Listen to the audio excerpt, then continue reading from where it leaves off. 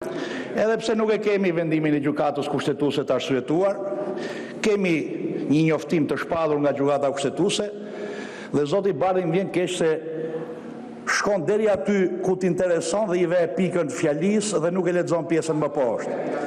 Sipas qëndrimit tjetër, ngjashëm me standardin e interpretimit pranuar nga gjykata në rastin e regjimit të imuniteteve, i cili duhet të jetë i ngushtë, i kufizuar, bazuar në vullnetin e kushtetutbërësit, në reformën e vitit 2012 për zvogëlimin e imunitetit, kushtetuta në formën e saj aktuale ka parashikuar autorizimin paraprak të kuvendit për masat procedurale penale të parashikuara shprehimisht në nenin 73.2 të saj.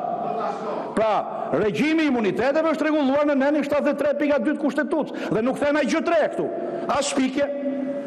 Në këtë dispozit, thot, në këtë dispozit nuk parashikohet masa ndaluese e pezullimit të ushtrimit nga detyra.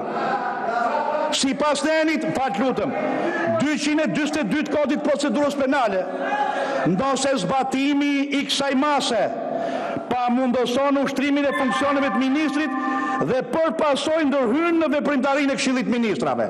Pra është pranuar nga gjykata kushtetuese ata tuajt 4 që ju i mbroni, që ka një ndërhyrje në veprimtarinë e Këshillit të Ministrave dhe në kompetencat e kryeministrit. E thot, një sekond, në këndvështrim të parimit të ndarjes dhe balancimit të pushteteve, ku është kërkesa jonë për ndryshimin të nenit 242, çështja e shtimit ose balancimit të mekanizmave balancues, ku përfshihen edhe garanci të tilla i përket vlerësimit të ligjvënësit.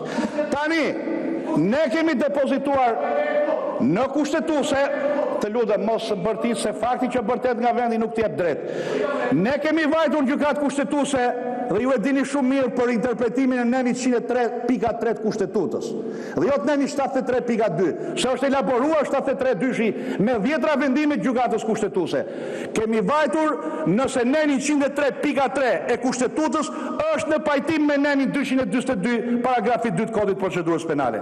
Tani, kur të vi këtu nisma, ta bëjmë debatin kushtetues dhe juridik për ndryshimin ton, jemi gati t'ju përgjigjemi ju që pretendoni se ndryshimi jon është imunitet iluziv.